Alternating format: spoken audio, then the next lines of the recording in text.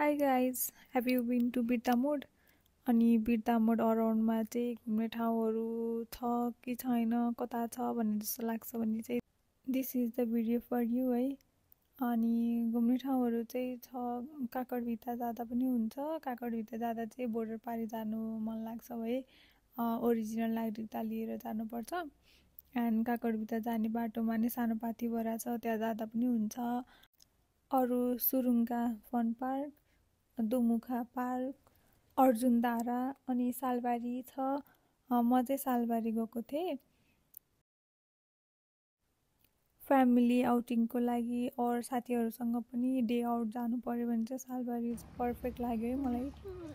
Boating पनि छ त्यहाँनिर एन्ड डे स्पेन्ड गर्नलाई बस्ने ठाउँहरू पनि छ। हेर्नुहोस् है कस्तो रहेछ। अनि मलाई अर्को बेस्ट किन लागेको यो प्लेस भन्दाखेरि if you want to shoot some videos or